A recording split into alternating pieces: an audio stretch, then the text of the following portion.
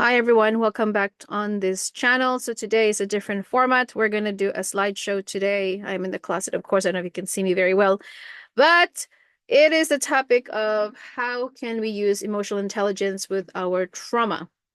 And that is the topic of today. And first of all, what is emotional intelligence? According to this, emotional intelligence is defined as the ability to understand and manage your own emotions, as well as recognize and influence the emotions of those around you. To understand is, of course, to sympathetically aware. Awareness, self-awareness, being able to empathize with people's pain and be able to put yourself in other people's shoes and to manage your own emotions. This is about regulation and to manage your own turmoil, inner turmoil that you're living with, is as well as recognize and influence the emotions of those around you. Are you're able to pick up the nuances of people's mood, of shifting of their moods and the way that they actually are feeling, more than just the words, their body language. You're able to pick up with the little nuances of their body language, maybe their demeanor and the tone of their voice. And the term was first coined in 1990 by researchers. If I could talk today, apologize because it's kind of at the end of the day, it's John Mayer and Peter Salovey, but was later popularized by psychologist Daniel Goldman. Emotional intelligence is only effective when emotional intelligence is only applicable after you have dealt with your traumas. I think for me, if you have been traumatized, you will not develop emotional intelligence. Emotional intelligence, when you still have wounds that have not been healed, you're going to be easily triggered. So I believe, in my own case, in my own observations, and with my own experience, that the only way that emotional intelligence is effective is when you finally had dealt with the trauma in your life and went to the root cause of the issue. Why are you triggered? As I always like to talk about on my channel, you can have all the tools and methods teaching your patient or your client how to breathe, count, and meditate or medicate. So we can usually, it doesn't come naturally for us to have emotional intelligence. It takes practice, awareness, breathing, pausing, and being patient with yourself. But unless you ask your patient, or when I say client or patient, to get inside and truly admit, confess, and acknowledge her or his traumas or traumatic events that occurred since childhood, until then, you're not only fixing the root causes, but you're only scratching the surface of this kind of a problem. So I believe that emotional intelligence is going to be effective when you have fully understood and learned the triggers, and you have finally realized why are you being triggered by certain words or people's behavior. Basically, it is just a patch up. If you have not dealt with your trauma, you're just gonna patch up your wounds. You like to band-aid your wounds, like many people used to do that. But dealing with the root cause of their issue is not gonna eventually, you're not gonna be able to heal properly if you're only gonna band-aid your wounds. And many people, this is the reason why people medicate and people get into substance abuse or addiction, is because they are not willing to meet or to face up with their demons or the traumatic experiences that they've had as a child. A person is not anger without a reason. So before I totally become an emotionally intelligent person, of course, I'm not saying that I have perfected this. I am still in the work in progress. But before I could fully arrive there, I had to find out the root causes of my anger. It was due to the fact that I've been sexually abused, emotionally abused, physically, psychologically abused. So there's always a reason why a person is angry. And there's always a reason why such a person reacts or behave in a certain way. There are a variety of reasons why a person decided to hurt themselves or someone, because when people are hurt, when they're wounded, it's because they have been hurt in the past. They've been traumatized by other people. And that is the reason why they are enraged. They somehow want justice.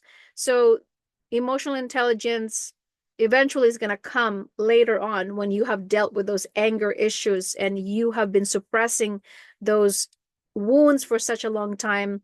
Eventually, you are unable to exercise or execute emotional intelligence. If I could click. And then, according to Don Sira, there is no time stamp on trauma. There isn't a formula that you can insert yourself into to get from horror to healed. Be patient, take up space, let your journey be the bomb. So, yes, I could not agree more, especially in our world that we like to just medicate people and we like to patch things up, as I said. But according to this quote, no timestamp on trauma. Nobody should be able to rush you or to pressure you that you got to be healed right now at this moment. You know, you got to be able to be okay and move on with things and just pretend like nothing happened. There is no such thing as a quick fix formula. As I said, your timeline of healing is not the same timeline as my healing. Some people healed and process things quickly. Some people do not. People are not in the same category. Some people process a long time. For me, it took me a long time to process my trauma because I was living in denial. And I think when you have been living in denial, instead of be able to move quickly and heal properly because you have been hiding and suppressing the things that happened to you, that is why sometimes it takes for us a long time to heal and to be able to get over the fact of the things that had happened to us. That's why Jesus said the truth will set you free.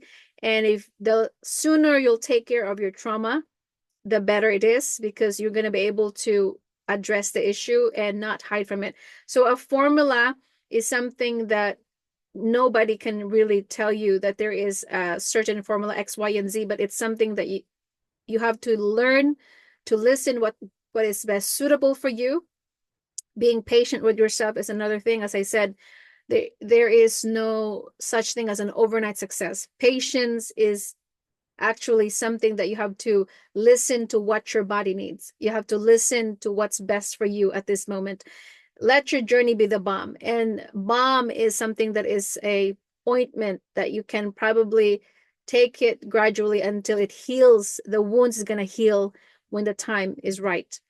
And when I talk about trauma, I just want to touch base of what trauma is. It is about severe emotional or mental distress caused by any experience or an experience in your life. It could be an experience that causes severe anxiety or emotional distress, such as rape or combat, or such as maybe it could not be as traumatic as what I've experienced. It could be an injury. It could be a loss of a loved ones. That could also be traumatizing for people.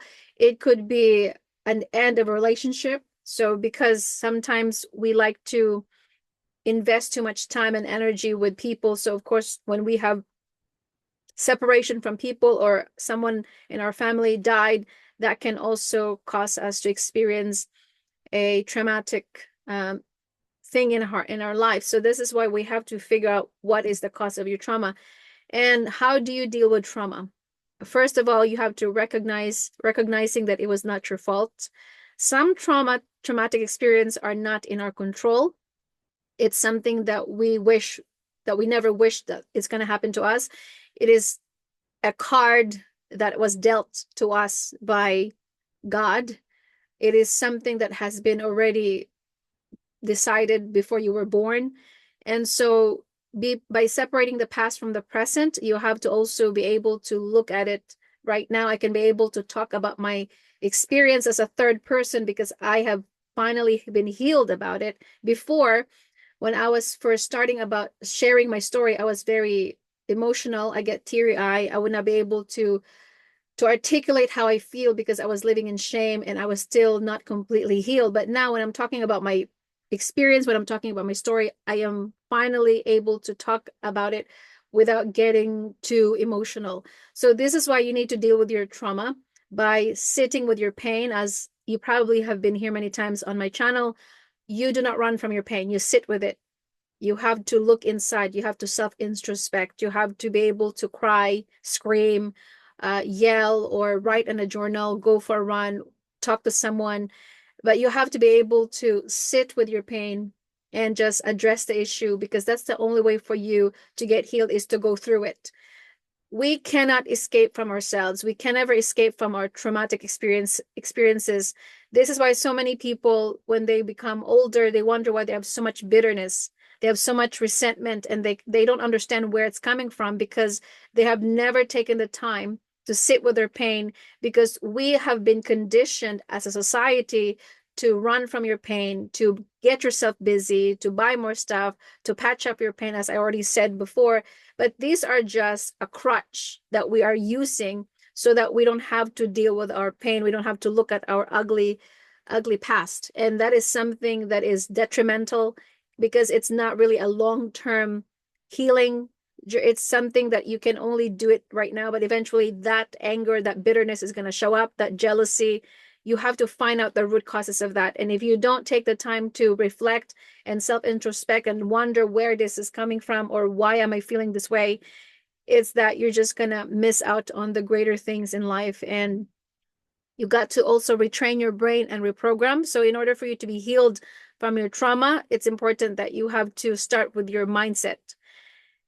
You can do all the exercises and to buy stuff and put more makeup as a woman, but if we don't deal with our mindset, it all starts in the brain. Acknowledging your experience is only the starting point. There is meditation, a Bible verse or a quote. Memorizing them is also important. So you have to, instead of believing the lies of what your brain has used to tell you, you have to recite them, and you have to think about different stuff. Like, I used to read this book, The Power of Positive Thinking, and also the book of Joyce Meyer, the battle mind, the mind is in our battlefield, something like that. Yes, if I'm not mistaken. So it's all starting with our imagination, our brain, because when you have been traumatized, your brain is going to tell you that you are the reason why you have been, for instance, for people who have victimized or sexually abused, is because you probably deserve it.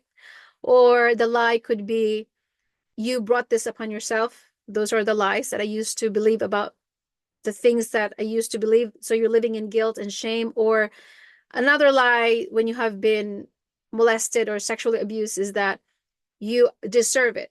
Those are the kind of lies I used to believe. So when you have certain quote from the Bible, of Bible verse that can help you say, I'm not going to believe those lies, you have to reprogram them. So that's why it says that, for the thoughts and the plans that God has for me, in Jeremiah 29:11. These were the verses that I have been pondering over and over again in my life when I was recovering from that lie, and eliminating the lies that the devil or the enemy or your brain is telling you. For the thoughts and the plans that God has for me is to give me hope in the future.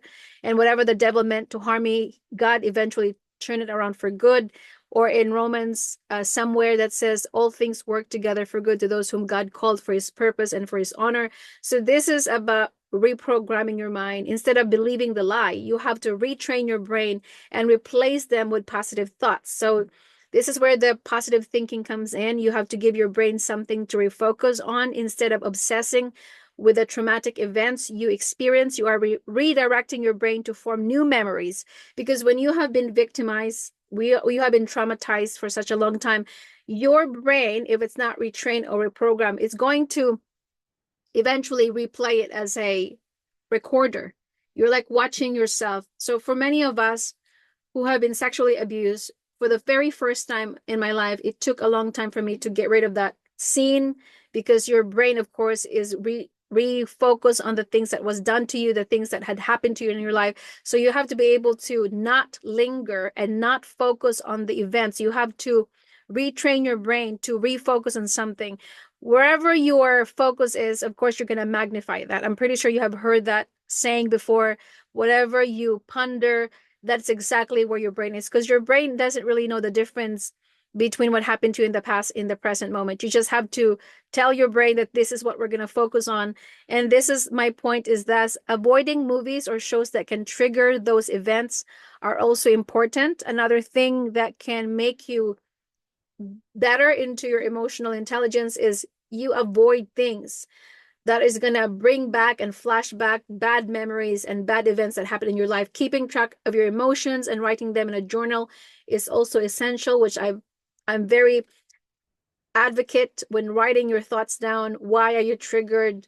And just telling yourself that it's okay, I can do it again. And you have to, again, it's important that you keep track of your emotions. And as I said, refrain from watching things that can make you upset. And another thing that can help you with your emotional intelligence is developing words of affirmation. Also play a vital role in dealing with your trauma. What you say about yourself and how you look at yourself are equally important. Look at yourself in the mirror and tell yourself, I love you. I have done this exercise many years ago. The very first time that I looked at myself and I grabbed the mirror, it was a very emotional moment. It is something that you need to take the time to do it. For many of us, we don't really like to do this out loud in front of the mirror because it's funny or it's awkward, but you can do it in your own spare time or behind closed doors when no one is around. Who cares if people are listening? This is just an exercise that you must try, that I used to do every single day when I wake up. I used to talk to myself. Well, I still talk to myself now because you need to be your own cheerleader. You have to tell yourself, I'm here for you. I am proud of you. Our tongue, as according to the word of God, can bring death or life, blessing or cursing. So what you say to yourself matters.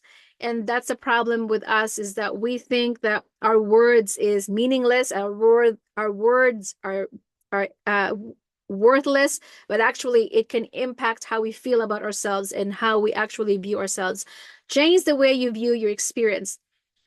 The moment you recognize that your experiences do not have to define you is the day you will progress in your healing. But remember, healing is a journey, as I would like to emphasize. Therefore, you need and you must be patient with yourself.